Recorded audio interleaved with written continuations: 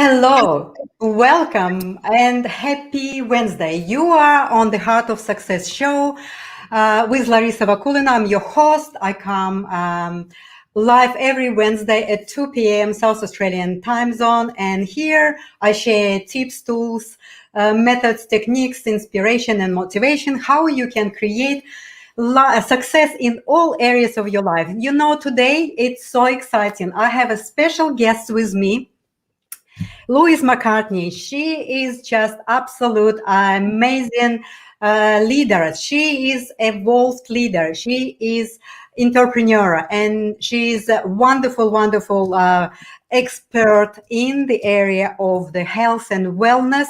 So I would like to really just introduce her. She's got beautiful bio, and it's very impressive what she's doing. I admire with my full heart what she's doing, and I support her and she supports me. So basically, I would like you to really dive in and soak up into what she's going to tell. This is just a bomb, what she's going to tell you. So Louise has 30 years experience in nursing, including midwifery, child and family health, and lactation consultancy. She is a multi-award winning Live Clean ambassador and founder of Live Clean Collective, a large community of practitioners, health coaches, parents, and wellness enthusiasts who have full-blown love affair with everything to do with toxin-free, healthy, and sustainable living. Wow. So I really would like to start to open up our conversation. And Louise, my question is, like, you have this 30 years of experience and being in nursing, and 10 years ago you left that field. What prompted you to leave? And health coaching is pretty a new profession. So why did you decide to become a health coach? It's a long question, but it's actually a very important one, Larissa, and thank you very much for the introduction. We've had some amazing conversations and amazing times together, and I'm absolutely loving your show, and thank you for inviting me on. So to answer your question, why did I leave nursing? It was many things. I absolutely loved my career. And I went into nursing when I was 18 in Belfast, Northern Ireland, where I come from. And I did my general nursing. I worked in a high security prison for a while I was there. And then I decided I needed to get out of Belfast. So bit of a long story. I applied to 5 places in the world, didn't care where I went, and I ended up here. Well, not ended up, I'm so grateful that I actually, came here to South Australia. I did midwifery, I did my child health, lactation consultancy, as you said, and I absolutely loved my career. But over the years, it actually just became more and more clear to me that I was in a profession that we were actually about managing symptoms, So, I was kind of in a model that was around pharmaceutical drugs and surgery, and, there's great parts, great aspects of allopathic medicine. But I realized that even whenever I was younger, I was very much about natural health.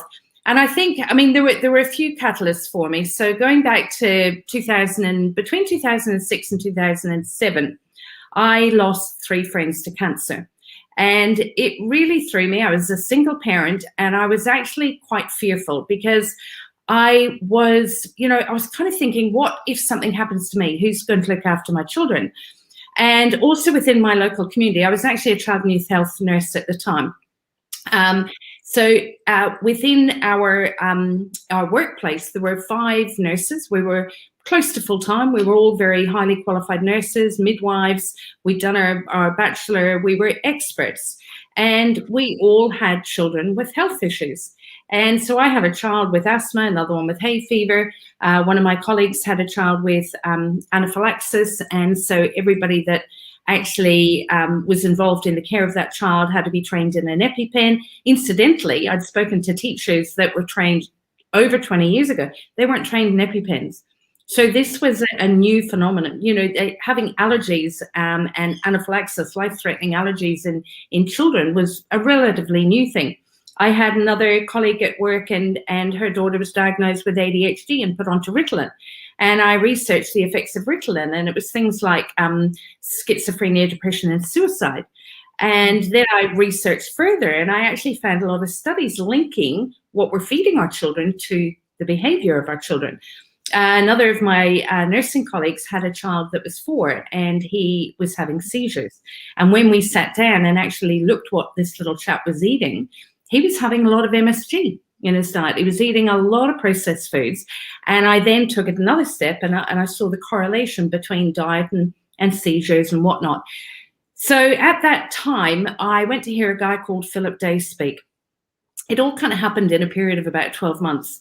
And what I had done, because I'd lost friends through cancer, I had done what a lot of people do, and I went out and started raising money for the cancer charities. This is about probably 18 years ago. And I was doing the Mother's Day walks for cancer, and I was doing the biggest morning teas, and I was raising a lot of money.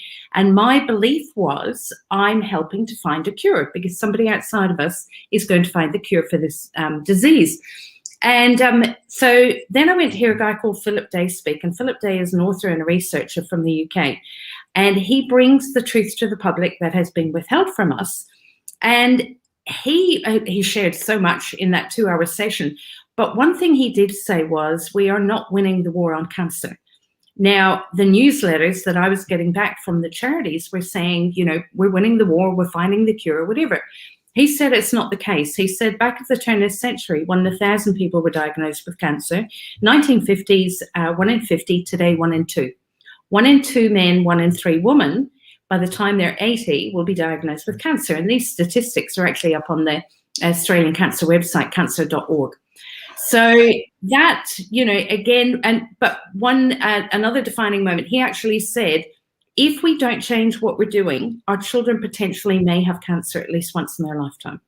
Now, I had goosebumps from head to toe, and I actually thought, I am not going to let this happen. I don't know what to do, but I'm not going to let this happen. Can I step into this? Because this topic is kind of personal for me, because it is a little, you know, emotional for me too, as you know, my story with cancer. And things like that. So we have a lot of people doing some, you know, comments, and maybe we just jump in and see what people are saying here. Vicky Helm here, and Tracy Wilson, and MJ here. So I just grabbed the biggest. So wow, things alarming. Our food is and our children here are big. So yes, it's like the topic that we're raising today is really, really the one that is so important, and people need to start to really pay attention to that. And I would like you to continue to tell us, like, what is like the gut health or the seminars you're doing around Adelaide, interstate, overseas, everywhere you've been doing for 10 years. You're clearly very, very, very passionate about it. And why do you think the gut health is foundation for our health and well-being? Well, I guess what happened for me, I left that seminar, and I spent about $1,700. I didn't have money at the time. I was sole parent, and it was another long story. I'd lost kind of my house and everything. But I found a way, and I invested about $1,500 in books. And back then we didn't have the internet. And I decided that even though I'd spent most of my life educating myself and going through institutions, for the first time in my life, I actually wanted to educate myself through no vested interest. I want to do my own independent research. And I've since heard Philip Day speak about 10, 12 times, but I just became a wellness kind of junkie, like I'd said in my bio, and I just couldn't get enough information. And what, again, like at that time, I had periodontal disease, I had hormonal issues. I felt like I was an expert, and I was very, very highly educated, but there was so much that I didn't know. And I didn't know that I didn't know it because I didn't know it. So it's that kind of concept. And so I really wanted to open up to all the things that I didn't know. So I invested in my learning. And I guess to answer your question, what came up, and this would have been over 15 years ago, what kept coming up, because I was looking at what are the underlying causes of asthma, of allergies, of hay fever, of diabetes, what's happening with kids having seizures. We've got children now and they've got juvenile arthritis, juvenile diabetes, they've got autism and Asperger's and ADHD. What was going on? And like you said, so I came across all this information around the gut, and I found out that roughly 80%, some people say 70, some 85, up to 90% of our immune system is actually in the gut, okay? And it is right down, and the gut and the brain are connected via what's called a vagus nerve. So when you have toxicity in the gut or dysbiosis or imbalance in the gut, it can manifest in the brain. So that can be anxiety, depression, panic attacks, bipolar, schizophrenia, a whole range of different neurodegenerative disorders that are actually linked to the gut. Now, this was mind-blowing for me because I thought I was highly educated. And, as nurses, we kind of thought that we knew this. I never learned this. I never learned this in my general nursing. I never learned it at university. I never learned it in all the other courses that I'd done. And here's the thing. I had an incredible fear of public speaking. And I was somebody my whole life that would sit at the back of the class. I wouldn't even put my hand up. I kind of had, and it traces back, I've since done personal development, and it traces back to a time whenever I was at school, I put my hand up, said something, everybody laughed, and that was me. I shut down. So what I realized was I had to get this information out there. How was I going to do it when I had such a fear of public speaking? So I actually invested in a lot of personal growth, and I just realized I can talk one-on-one, one-on-two, or I can talk 1,000. And I had an opportunity shortly after that where I was actually invited to speak at the convention center in front of 3,500 people, talk about being out of my comfort zone. But that, that just took me to a new level. And I just thought I have got to push through the fear and get out there.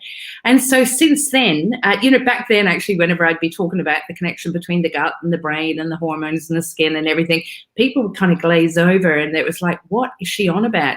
Now it's pretty well common knowledge, but it is still a fascination for me, and I absolutely love it. And I often say to people, if you have been to doctors and naturopaths and a whole variety of wellness practitioners, and you still cannot get to the root cause of your symptoms, heal your gut, all right? Because in most cases, and here's the thing, the body's very sophisticated, and I don't think that we will ever truly understand it. But my philosophy is to keep it simple. Let's remove what's causing the problem. Let's give the body what it needs to heal, and then leave it to actually do the magic. And in most cases, fascinating. See that people are commenting, thank you for stepping out of your comfort zone, because we need people like you. We need people to start to find their voices and start to really get this, develop this movement, because we are now also facing some dramatic kind of, and so I would like you to keep expanding on your own personal journey, and how did you start to get more voice going on, like your voice is now wide and spread, and how do you find that that affecting people's life, or what's happening really?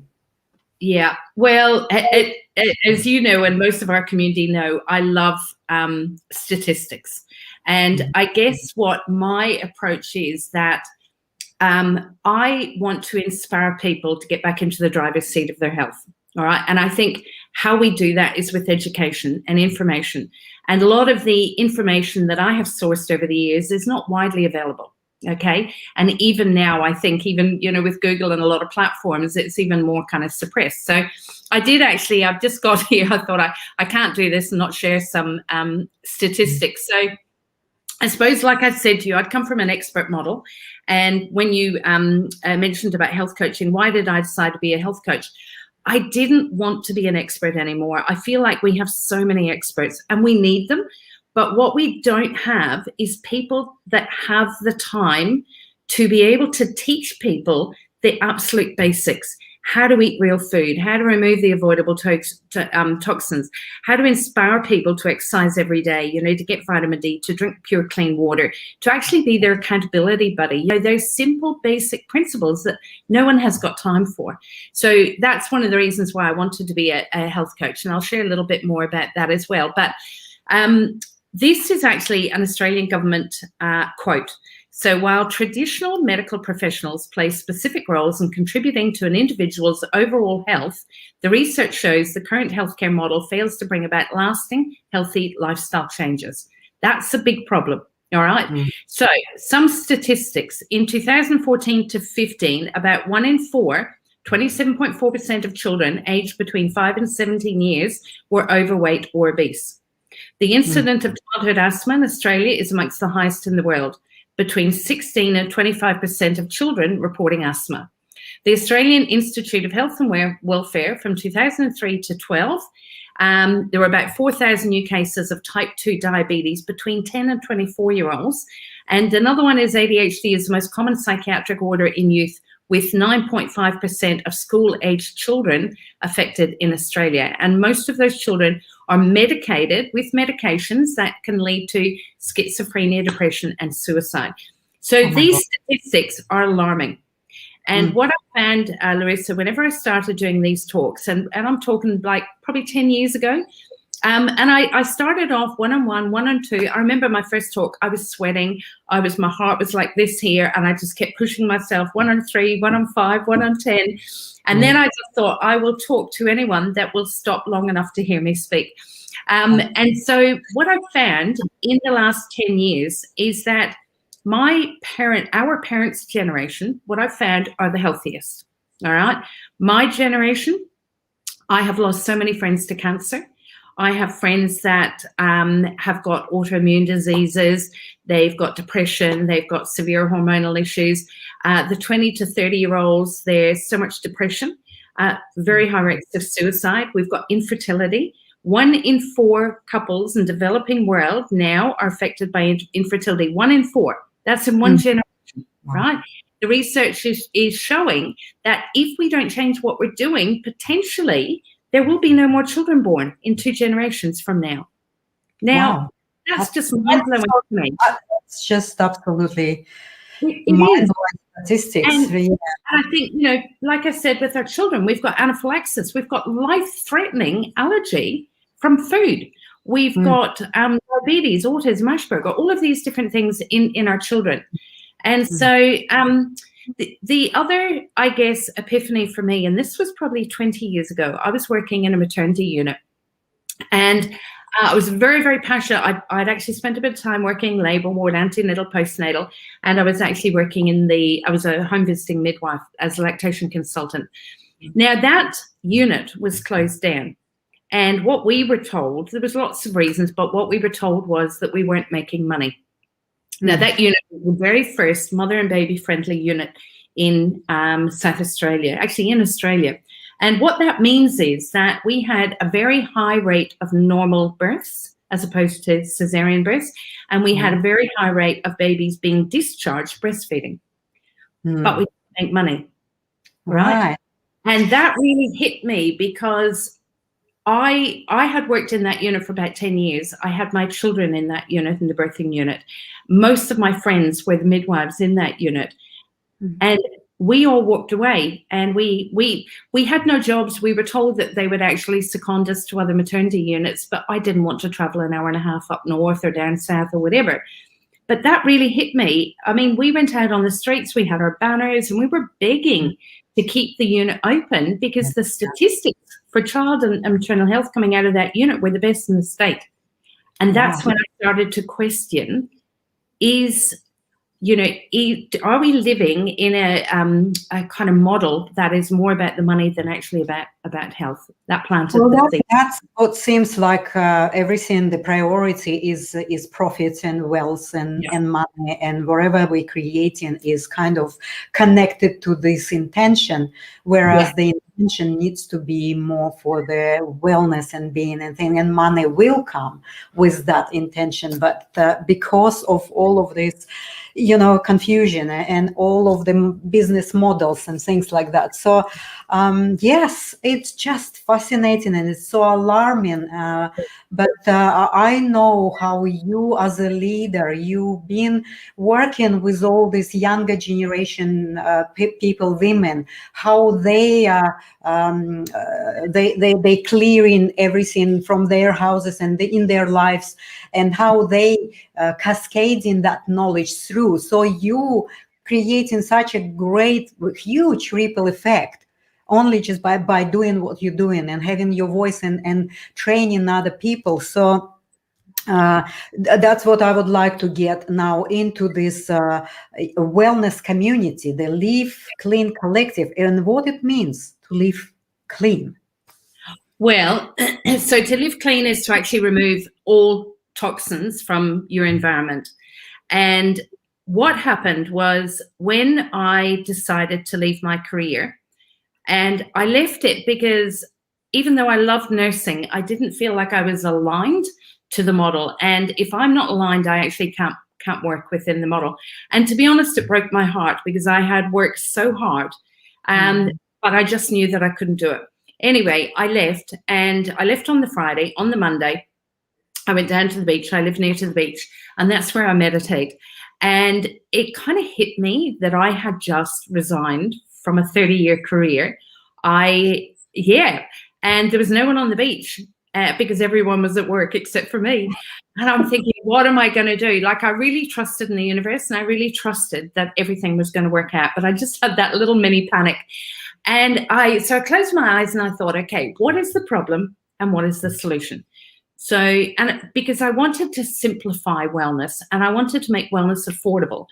And because I felt that everything had become so complicated, and people didn't know whether they should be raw or vegan or vegetarian or paleo or keto or what they should be. They didn't know. People weren't sure, is the sun bad or is it good? Should we have fluoride in our water or not? Or, what about amalgams? And all of this stuff was going on. So I really thought, what my mission is to actually simplify all of this. So what is the underlying problem? To me, it's interference. All right. In one word, it's interference. It's interference with our food, with our air, with our birthing process. It's interference with how we feed our children. It's interference with the knowledge that we're actually given. It's interference with our, right down to chemtrails and electromagnetic radiation. It's killing off our wildlife and pollution and a whole range of different things. So pretty well everything I could put into interference. That is the problem. And what is the solution is personal responsibility. All right. We live in a society. We have a choice. We can either be reactive or proactive. Right now, we have a society that is very reactive. A lot of people are going into fear. They're angry. There's a lot of emotions coming up, and it is totally understandable. But the way I see it is that if you haven't taken your health to a whole new level by now is the time to do it. Because I can tell you, I'm getting messages every day. Doctor won't see me because I've got a runny nose. I can't get into the hospital. I'm having to wait 3 months to see a cardiologist. That, to me, that is a message that we need to get our health on track. All right. And Absolutely. To take our health to a whole new level. So that was kind of what I thought. I really want to focus on empowering. And look, I'm not for everyone. Sure. Somebody said to me, who mainly comes to see you? And what's really interesting is the people that mainly come see me are actually 20-year-olds.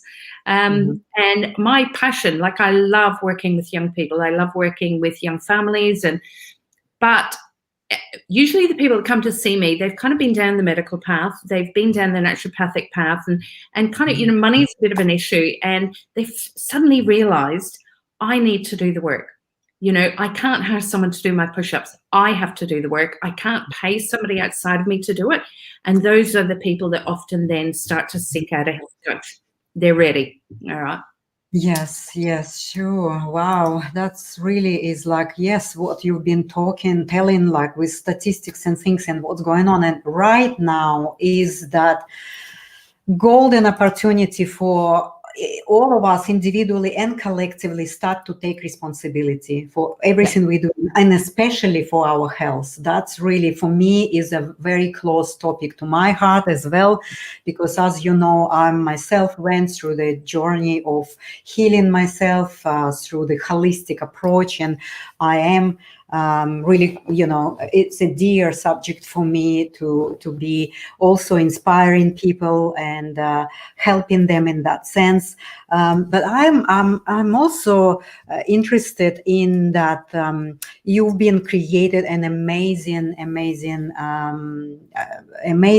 initiative, which is called Every Little Difference. So I know how it is taken off and starting to get really big impact on people on many levels. And I would like you maybe to expand on that, because I know this is really personal and very emotional, and it is also for me, because we kind of have the same outlook on that creation of yours. Thank you. And just to comment with what you said, Larissa, and I have followed your journey, and it's such an inspirational journey. And I think that what I have seen is that people, when they go into fear with a diagnosis and they kind of hand over their health to somebody else, and they feel very disempowered, they're not in control of it. But someone like you, that's actually, you made a decision to address the underlying cause and to heal your body. And what that does is, it's exciting, it's kind of empowering, and you learn so much from the journey, and then it actually becomes your purpose.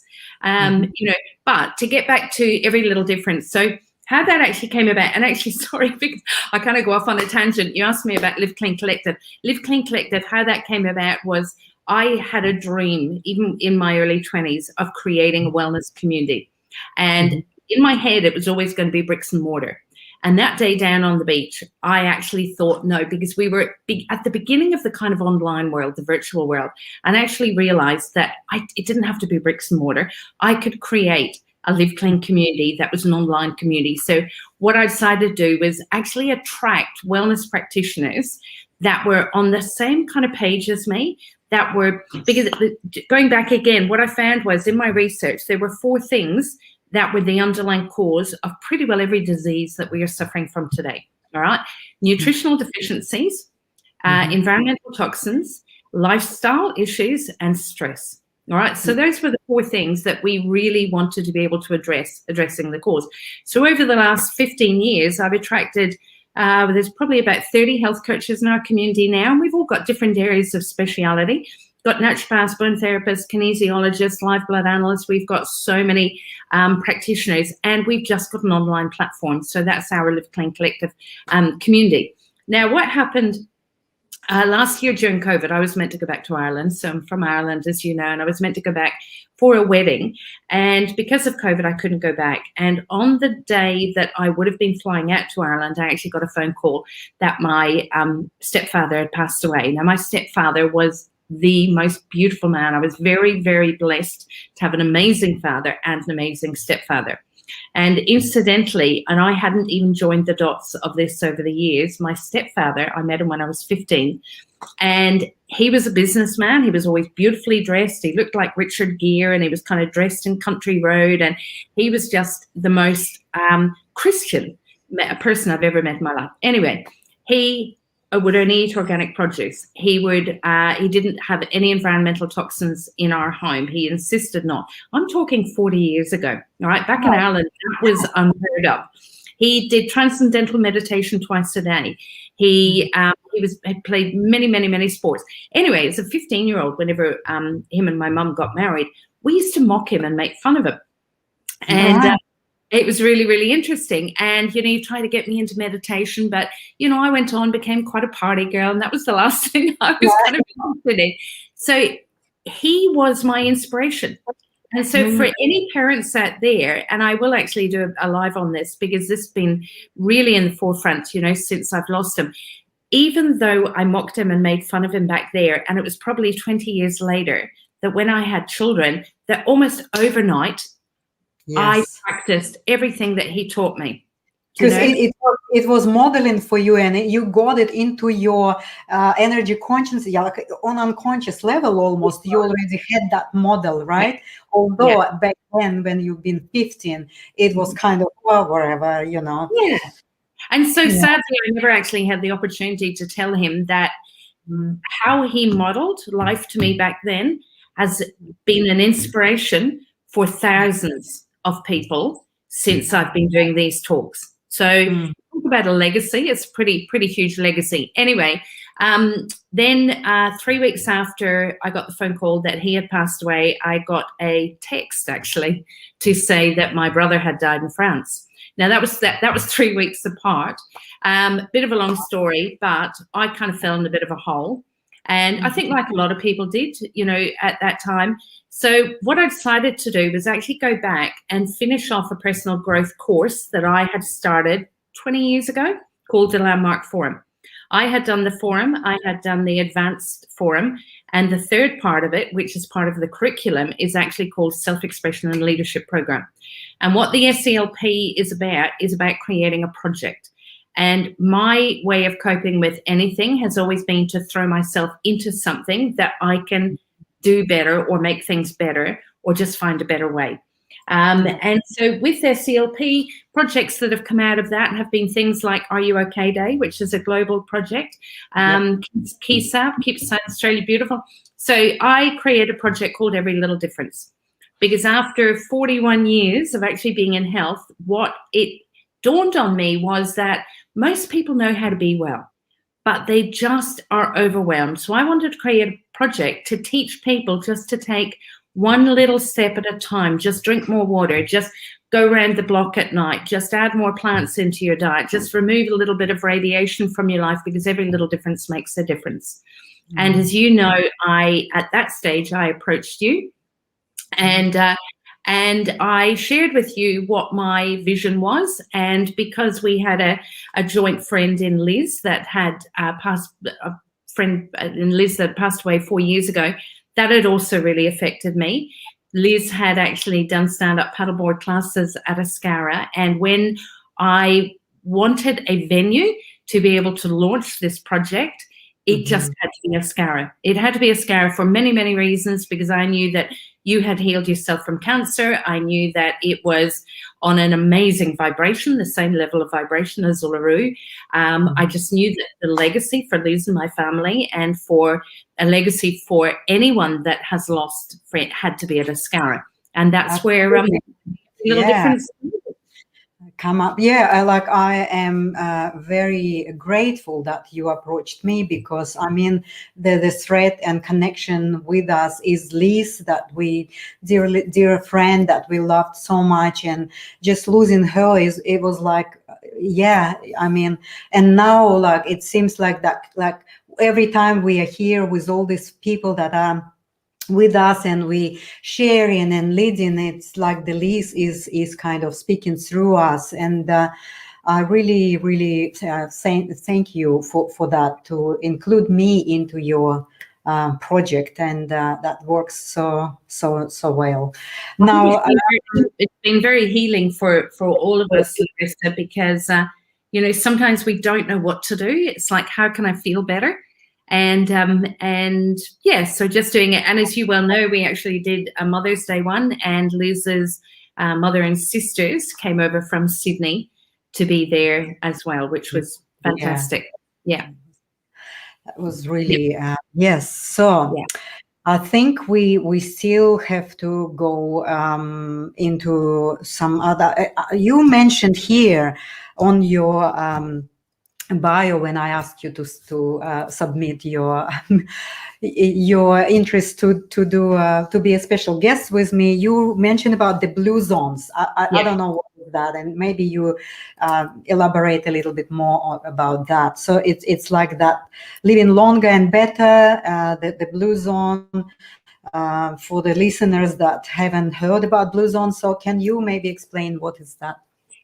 Yep. So probably about 5-6 years ago, I love researching, but I felt like I was, again, making it complicated. And really, it's very, very simple. So I decided that I wasn't going to research health so much. I wanted to research longevity. And the most obvious thing for me was to research the blue zones. So for people that don't know what the blue zones are, there are 5 communities in the world that live longer than anywhere else. And so you've actually got Ikaria in Greece, you've got the Seventh-day Adventists in California, you've got Costa Ricans, you've got the Okinawans in Japan, and you've got Sardinians. And I had already been to Sardinia, an amazing place. So I decided at that time that I was actually going to go to Okinawa in Japan. And I went to, there's actually Okinawan Islands. So I went to about 4 of the Okinawan Islands. I went to Shigaki, Okinawa. I hired a car and I went with my son up to a little village called Ogmi. And Ogmi is where women live longer than anywhere else in the world. And this fascinated me. So I wanted to find out what they were doing. Anyway, in this village, if you actually went out for something to eat, and in fact, in the whole of Okinawa, get a really healthy meal, but alongside that meal, you would get medicinal mushrooms, you would get seaweed, you would get kimchi, and you would get miso. Okay. Now I compared it to what actually happens in our culture. You go out and you get a burger and you get supersized me fries and Coke. So immediately that kind of showed me. Also, the other thing is around Ogmi, they actually grow this fruit. It's a very, very ancient fruit called sequoia. And sequoia is a very ancient orange, and it's said to be the highest amount of vitamin C in a fruit. And so vitamin C, obviously, for the immune system and everything else. They also grow bitter gourd. So if you've ever heard of Goya or bitter gourd, it's not for the faint-hearted. It's not the most delicious vegetable, but it's very bitter, which is good for digestion and creating enzymes and good for the gut. And they eat a lot of that as well. In fact, they eat it every day, but their diet is amazing. And lots and lots of stories from Okinawa, but I also went to Ikaria. So I went to Ikaria on my own just before, probably a year before shutdown. And I stayed with a beautiful couple up in the mountains. And this couple do not rely on the outside world for anything. Okay. And they have done this for generations. So like 5th generation in this home. They grow all their own wine. They have their own chickens. George would go at 5 o'clock in the morning and milk the goat, and he would bring a big bucket of milk back to Eleni, and Eleni would put the enzyme in, and that would actually make the cheese or the yogurt.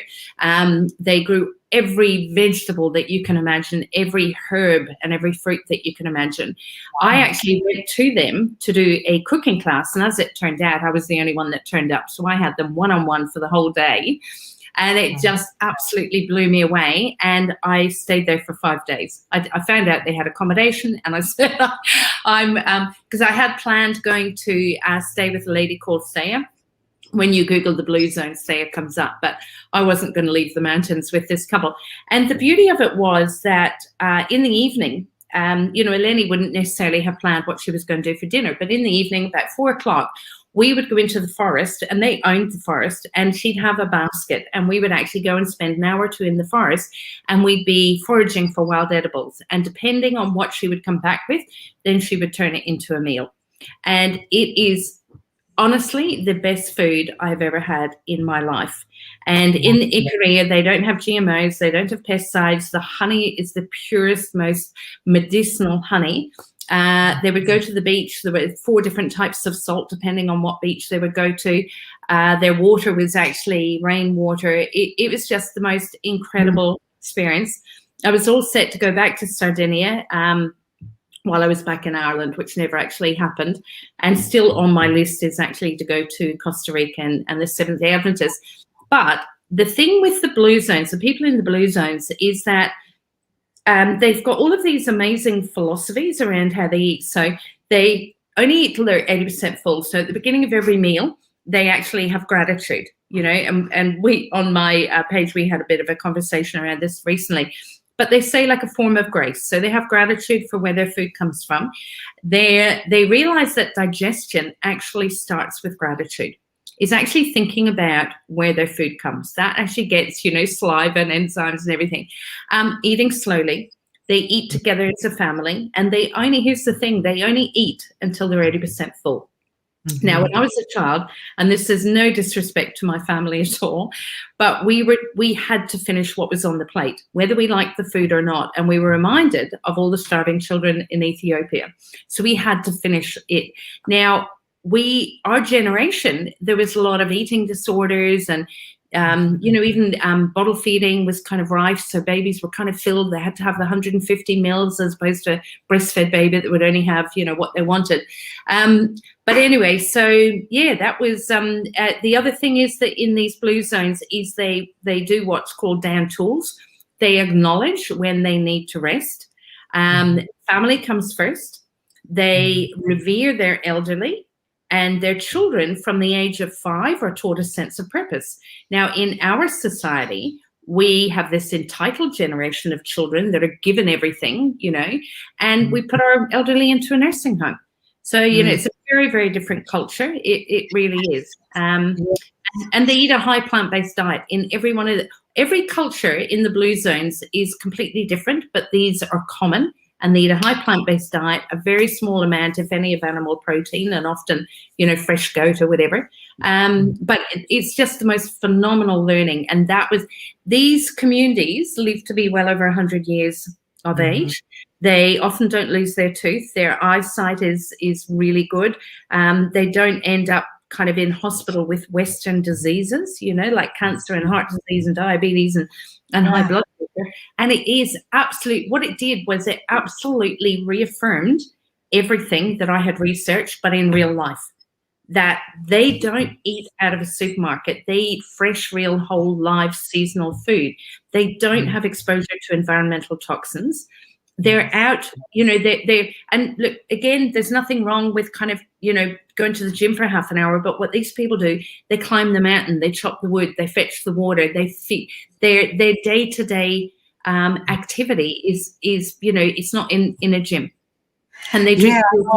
Yes, it's just when we look at these philosophies of lives from that, from these blue zones or from ancestrals. Like I know I was born in Siberia, and I know like in Siberia we have all of these kind of points that you've been talking. We respecting elderly people, and children are having that special place of teaching them responsibility and. Yes, and eating in season. It's like whatever is the nature is giving, that's what really is good for us. But of course, with all this commercialization and whatever we have here, we like all upside down, and that's why our system is actually confused. Yes, that's really. Yeah, I think so. And when I had my children, so my kids are 26 and 27, and I remember Kane was 2, Oren was a little baby, and I was in the supermarket, and I'd had these beautiful natural births. They were breastfeeding. I was going up and down the aisles of a fluorescent lit supermarket, and I was lifting food off the shelf, and it would have like all these numbers and colors and a use by date of 3 years. And I just thought to myself, why would I feed my child this food, and I was spending endless hours kind of reading labels because I was always analytical around labels. And it was on that day that I made a decision that I was going to get out of the supermarket. Now, I shared with a lot of my friends, and I'm talking, 6 years ago, that I'm not going to shop in a supermarket anymore. I'm only going to feed my kids organic, fresh food. And it was considered kind of extreme, or how are you going to do that, or whatever. I thought it was extreme to eat in a supermarket. So we didn't have organic food, and eventually I found a farmer up near Gourd, and I phoned him and I said, can you deliver? And he said, I don't do that. And I said, please, can you, after about 4 or 5 phone calls, he actually agreed to, and he actually started a home delivery service. Now, since then, to me, there's no excuse in South Australia and Adelaide not to eat well, because we have so many amazing farmers markets, even people buying retail. You can buy organic produce retail. It's expensive, it's not fresh, but it's better. But I shop at the farmers market every single week, and I feel proud that anywhere I spend my money, I'm asking myself, am I voting with my shopping dollar? I support a global Live Clean company for all my supplements and all my shampoos and skincare and home care and personal care. And my food goes into the grubby hand. My money goes into the grubby hand of the farmer for my food. So I want to support. That's Yeah. I mean, for many people, it is kind of very difficult step because they think like, how can I wash my washing with something natural? So there's a little bit of lack of knowledge and education, of course, and Yeah. also because we're just so habitual, we kind of stick with some brand that we think works for us, and then we kind of find it difficult to get into this, and natural.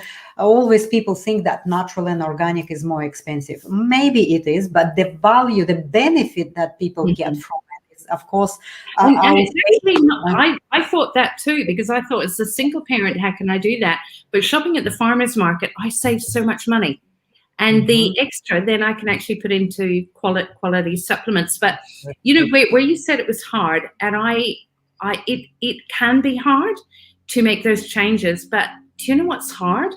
And you would vouch for this: cancer, diabetes, That's it. Depression. Those things are hard, and they're preventable.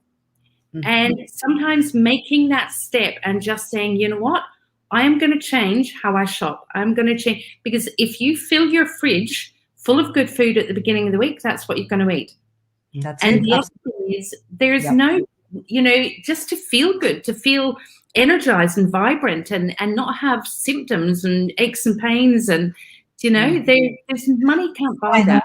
I know it is interesting how people just don't believe in themselves. They don't trust themselves. They feel like they need to go for the health to the doctor and get some medicine and things. But once someone is experiencing how they can feel when they take responsibility for their health, once they feel that vitality and energy, well, then they start to become curious. So, and what you're doing really is increase that curiosity.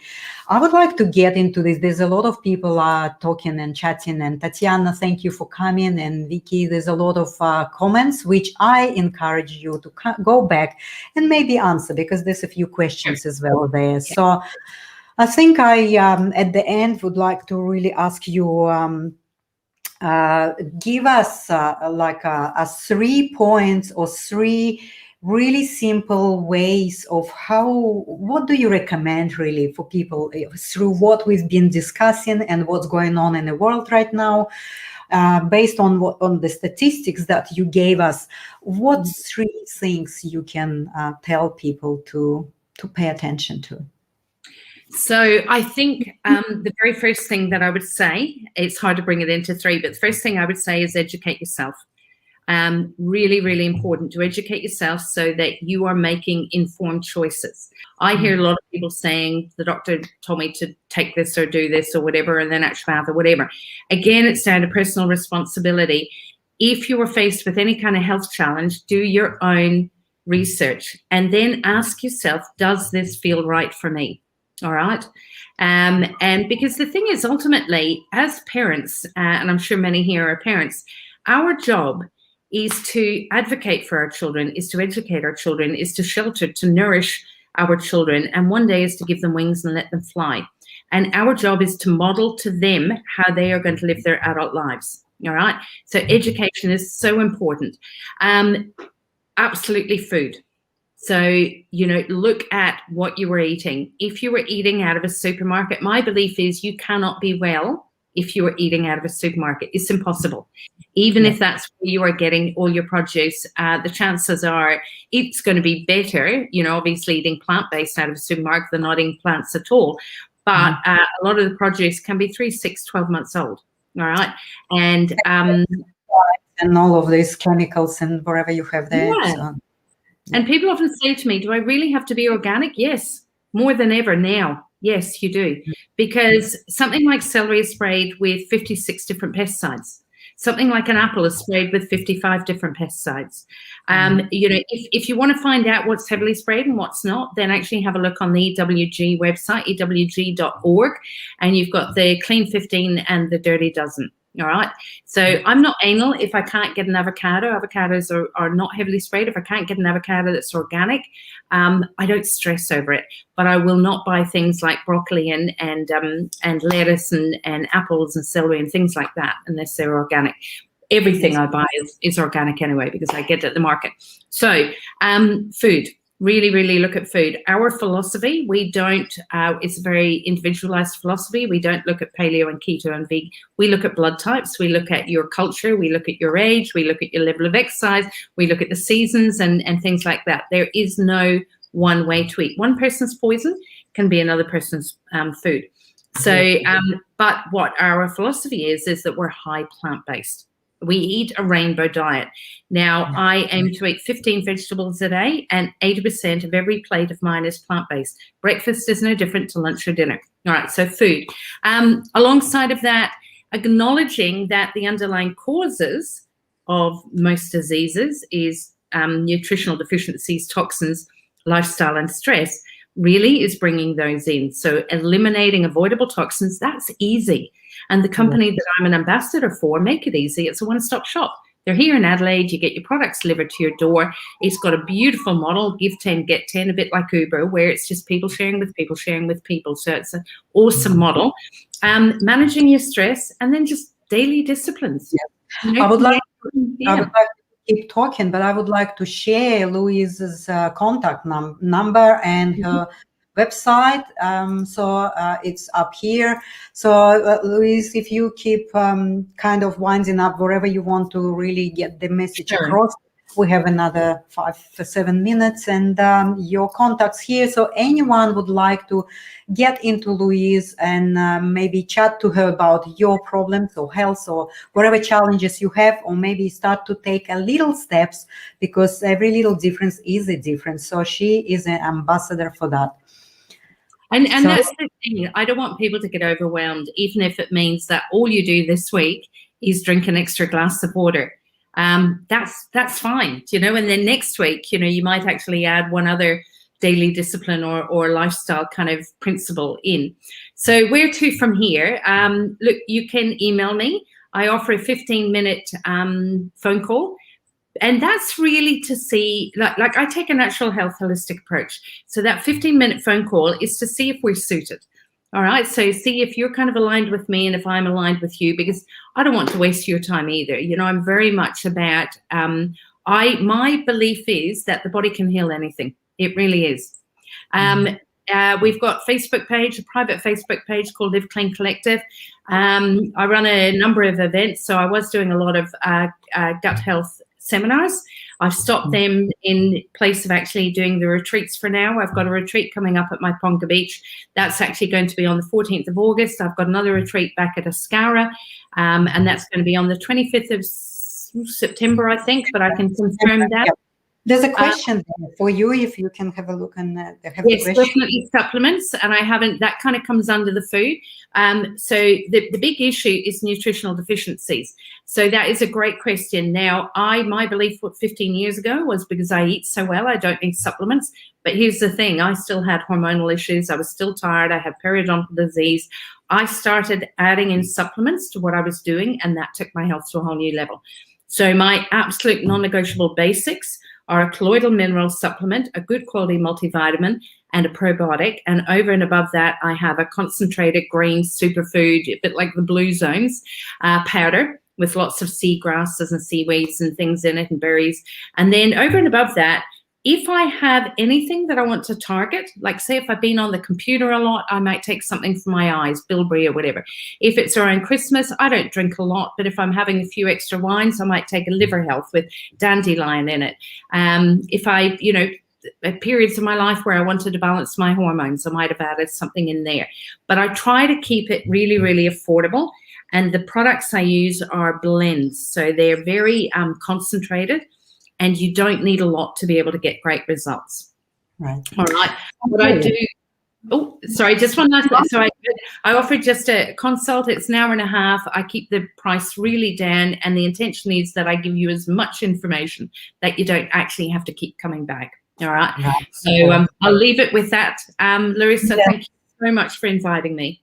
Thank you. Thank you for accepting my invitation to be a special guest. And we learned so much during this almost 1 hour we've been together, and there's so much still within you, and we can do maybe another show sometime in the future. But I would like to really encourage all my audience and listeners, go back and reply if you didn't hear it. So and contact Louise. So I will come back again on Wednesday next week at 2 p.m. and create success in all areas of your life. That's what I really wish you to do. And start with your health. Thank you so much. I'll just get some music and we just wind up. Thank you. Thank you, Larissa.